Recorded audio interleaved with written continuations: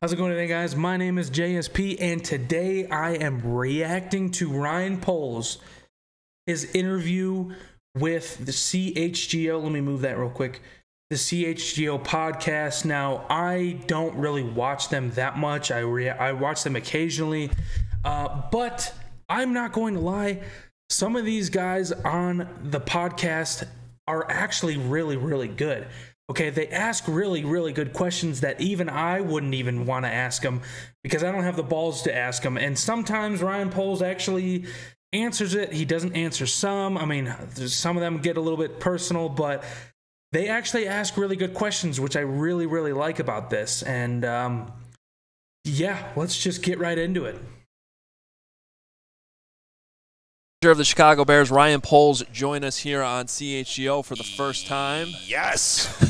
Good to have you. Our viewers are very excited too. So I know we got to talk to you a couple hours ago as well in the press conference setting. Yep. I just want to ask this very important question. What's the most ridiculous mock draft you've seen so far already? Because we get these every day, and there's like trades where they trade back like 10. I don't think he can answer that. I mean, he probably could.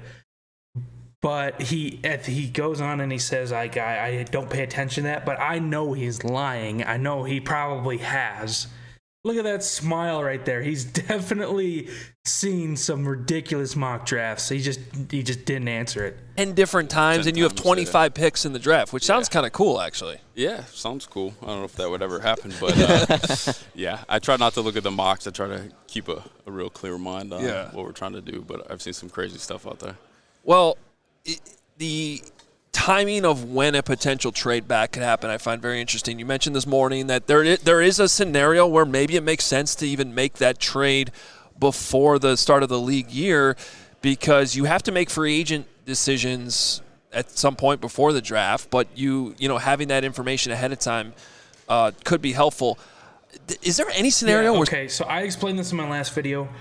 I don't 100% agree about trading the pick before free agency because it just makes teams desperate, more desperate when you still have the pick come draft week, draft month, draft night. It makes them very desperate, and it makes them put together a package that Ryan Poles probably can't refuse, and it just... I don't know. I think teams just they see the quarterbacks. Maybe they like them. Maybe they don't.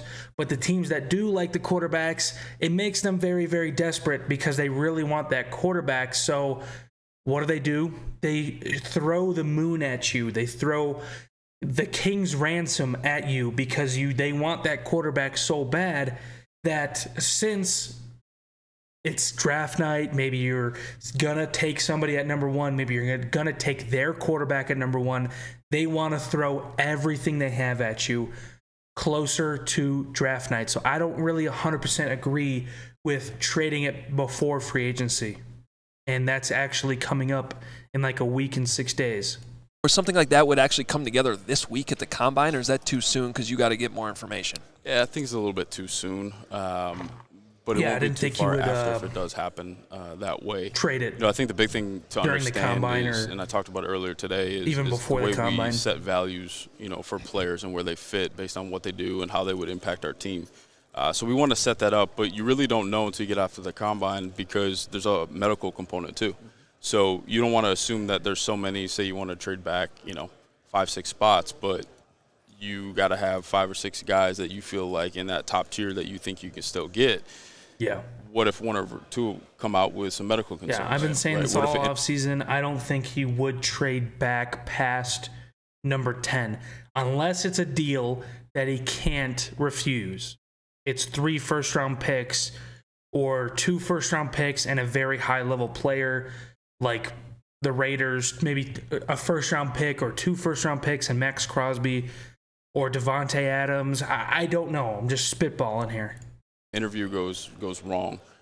So we're going to collect that information, kind of put it all on the table when we get back, and that's going to drive us, you know, one way or the other.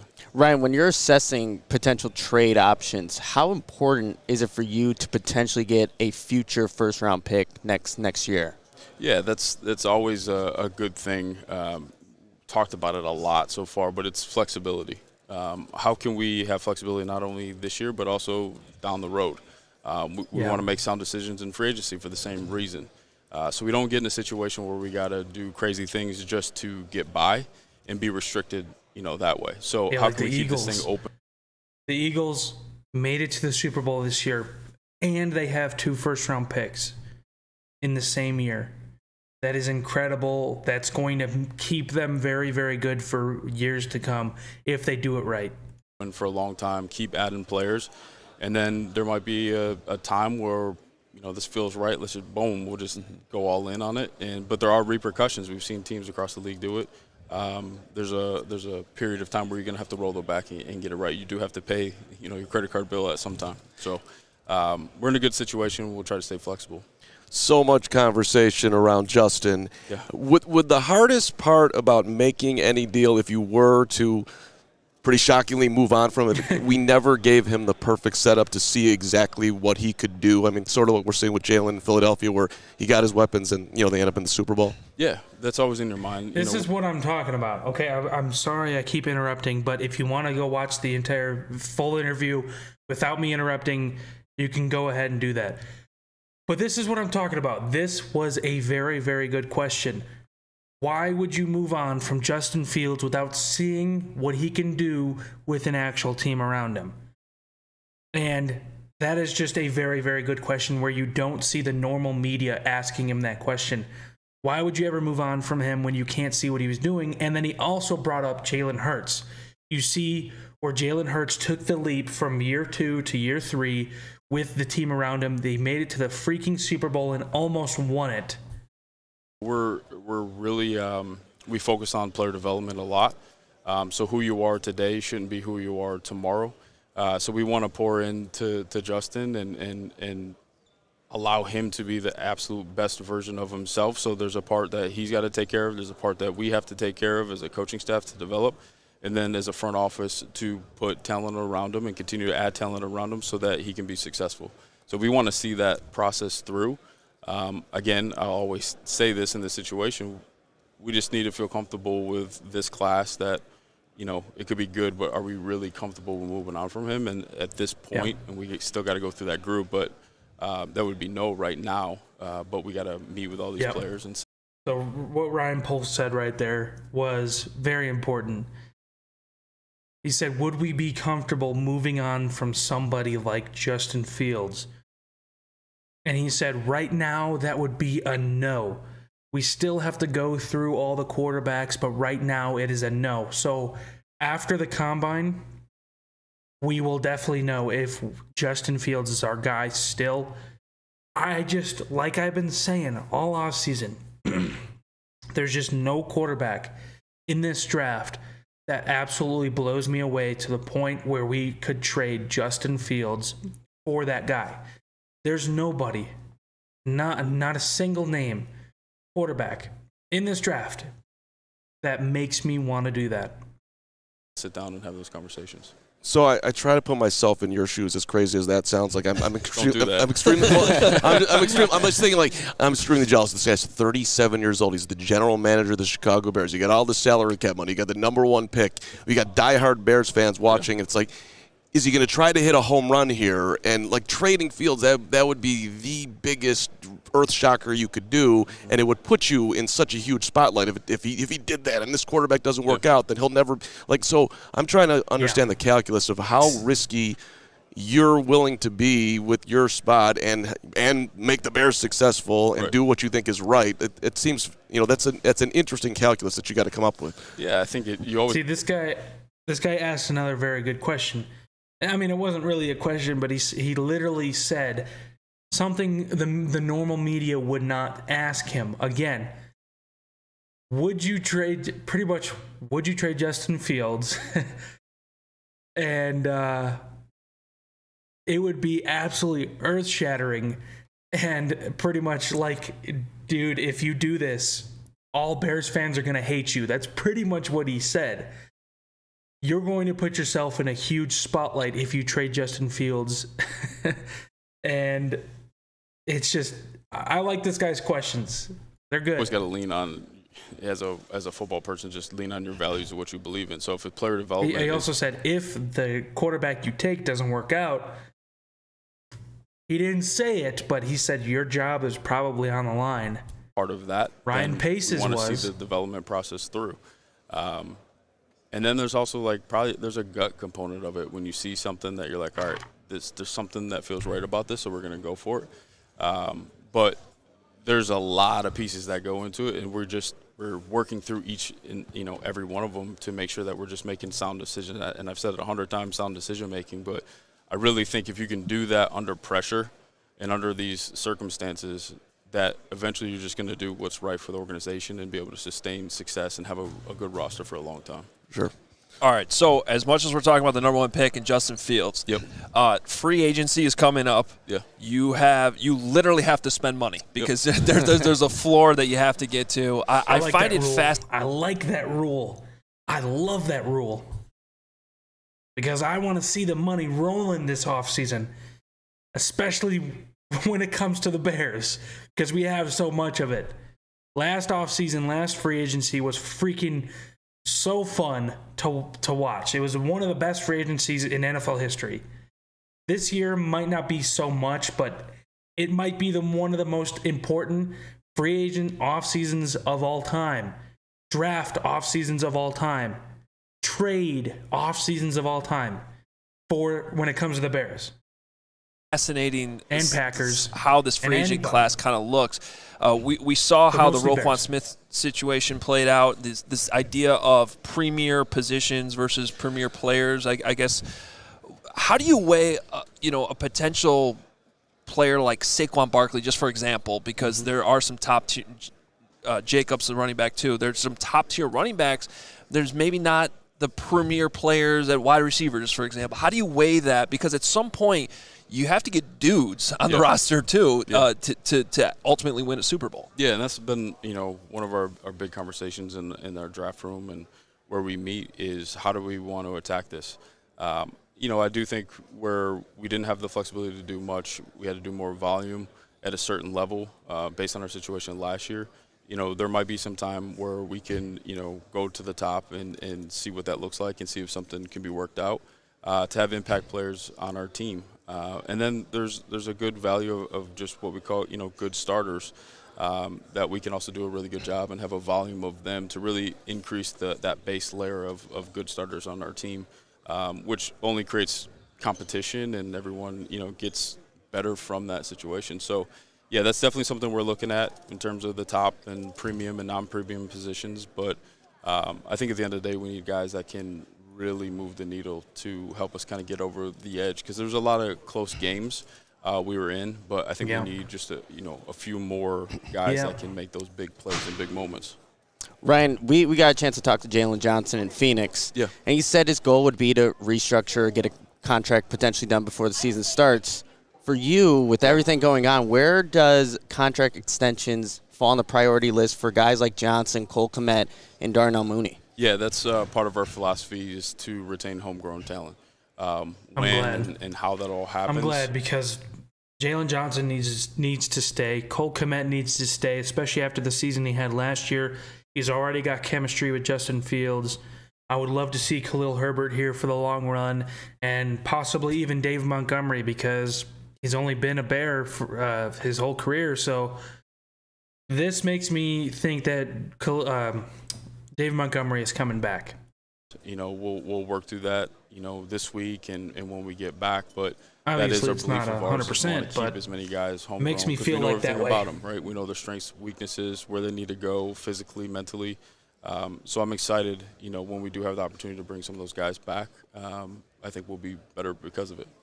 Going forward, decision on Jalen or the number 1 pick. Will you sit down? Hey, Kevin Warren, this is what I want to do, and is it okay with you, or do you just tell him? How do you anticipate that relationship developing and how that conversation will happen? Yeah, so I really, so far it's been awesome, getting to know him, and we have a good relationship, and there's a lot of trust there already from our time spent with each other, and and the research we've done on each other. So I'm fired up about that. But yeah, I did it last year, you know, with Ted and George in our group. We'd sit down and we go through the plan, both college and pro, and where we think it's going to go. And, you know, the support has been outstanding, and that's going to stay the same in terms of their backing of what we're trying to do. So I'm always fascinated as a new GM comes in. You inherit a bunch of players, right? You were just talking about extending some homegrown talent. Yep. But those were guys drafted by a different regime. Are there any examples on this roster right now of guys that maybe you had wrong when you were at Kansas City, that maybe you had not as highly graded when you were with the Chiefs, but then you came here and you're like, oh, actually this guy's way better than we thought when I was with the Chiefs? Not too many, which is actually cool to, you know, have evaluated in one organization and then shift over and see them, you know, in your own building and see them grow. Most of it was pretty correct. I'd say the one that stands out, you know, maybe Tevin with tackle to guard would be one. I thought he settled in really well there and shows potential to be, you know, really good at that position. So positionally, that's probably one thing that was a little bit different than I thought. I thought he'd be, you know, a tackle. But the versatility was surprising, and it was really helpful for us. Did anybody jump forward last year like, whoa, Braxton Jones, you had an incredible year, 5th-round pick, left tackle. I'm just naming one. Maybe there's somebody else that, like, you performed way above where we thought you would be this early in your career? I'd say Sanborn, just seeing that progress, because it's really difficult. You start, you know, you come in. I never understood why Jack Sanborn was not picked by anybody. He was not drafted. I don't know why he was not picked. And of course, the Bears passed him up, 8 times? We had 8 picks last year, 9 picks. But to be passed by 32 teams, 7 rounds, 32 picks per team, or 32 picks per round, Jack Sanborn, in my opinion, should have went in like the 4th or 5th round, maybe even 3rd round. And I don't know why he wasn't picked. He is so good, and he was very good in college too. I don't think he had the best combine. Maybe that's why he wasn't picked. Maybe that's why he fell to undrafted free agent. But Ryan Poles picked him up, and that was one of the best moves in the offseason by the Bears. Yeah, he got hurt at the end of the season, but my God, Jack Sanborn is going to be very, very good for this team. You're fighting just for a spot. You're fighting for special teams, and then, you know, you're on the bench a little bit and you're just playing special teams, and then your number's called. And that's always an interesting setup, because you want to see guys kind of rise to the top, and he was one that did a really nice job. He plays faster. That's the tricky thing you got to be careful about with the combine and numbers and all that. The guy plays faster on game day. There's no doubt about it. So I don't really care what he runs in his 40, but the guy has instincts. He plays fast. He's physical, and he showed the ability to be a really good player. So that was one that was really cool to see, for sure. With Roquan eventually getting the extension he got from the Ravens, are you still comfortable with how that all played out? Yeah, and I'm happy for him. It was $100 million, you know, that deal, 20 APY. So I'm fired up for him. I think it worked out for everyone. Yeah, good for a lot of Roquan. Bears fans on that one think, like, well, the way he handled himself, that basically sealed him out the door. Is there any truth in the way he sort of positioned himself, which was super aggressive at the time? No, I don't really get emotional and caught up in that. You know, different tactics, you know, to get different things. So I try to stay level-headed with that. Again, letting the tape, letting the value system play out, and again, trying to do the best thing that we can do to grow this team over time. You're so grounded. Do you ever, like, get in front of the mirror and, like, pinch yourself like, this is a pretty good career trajectory. I'm pretty proud of where I'm at here and get to do what you get to do every day? Yeah, I probably should do it more. I'm just hungry to do the absolute best I can, you know, and allow our Chicago fans to be fired up about their team. Just reflecting on my past, I've been through this. I've had the first pick before and been a part of it. I wasn't the decision maker at the time, but, you know, you take your kids to school and you're around town and you hear, like, we want to be really good and we're sick of being in this situation. And there's no better feeling than that climb out of it. And it takes, trust me, it takes a little bit longer than what you think to get to the very top. But when it happens, it's a blast, and your fan base is just proud of their team, and they want to show up, they want to be loud, they want to be supportive. So I just try to stay level through that. Please, man. And do the best Please get us there. can. And I try to really separate myself from the pressure, too, because I think at that point you can get caught up in making some bad decisions based on trying to do something right now. And there's a time and place for that. But to make sound decisions, I think you got to separate yourself and really lean on your team and your process. I always got one little quick one for it. But they always showed you in the box, and, you know, you were wanting to win games last year. Yeah. But did you at least smile a little bit when the Texans got in the end zone? And that's a weird setup, man. Like our game ended, that last game ended before the end of the Houston game. So when I left my box, the station had changed to that game. But I went down to the locker room and just wanted to be with the guys because I know, you know, they were hurting. That was a long season. That's tough. And really, I heard what happened, but I just wasn't in the mood for it. I got in the car. I had to get home, and a neighbor drives by. And he's like, "Hey, congratulations on the first pick." And I'm like, "Do we celebrate this right now?" Like, I don't know if it's the time and place, but well, the fans were celebrating. We trust we did for you because I mean, I just try to see a lot of us do. Each game is its own little space, and you live in that moment, and then you deal with everything outside once you exit that. So, in the moment, I wasn't really there. But now, as I talked earlier, the opportunity is really big for us, and if we capitalize on it, which I know we will, we can do some really cool things over the next few years. Well, we're going to let you go. We do want to let you know that we have a guy on our staff named Greg Braggs, who's a bricklayer, and he's got this saying, brick by brick, that we've taken to this show. And I don't know if you use that mentality. Okay. I don't really know what the rest of it is about, but they're talking about some guy on their podcast, Greg Braggs. He's a good guy, and he knows a lot about Chicago Bears. But anyway, that was a really, really good podcast with Ryan Poles. He said a lot of very, very good stuff. Right now, he said, if you were to trade Justin Fields, would you do it? And he pretty much said no. That's not exactly how it went, but I don't remember exactly how it went. But Ryan Poles is going to be, I believe, a very, very good GM. If he does this offseason right, he could be the best person possible in Chicago. Everyone's going to buy him beers. He can walk into a bar and he can get free beers. Or he could be like a Cody Parkey and we're going to run him out of town. Either one. It's going to be one of the two, pretty much.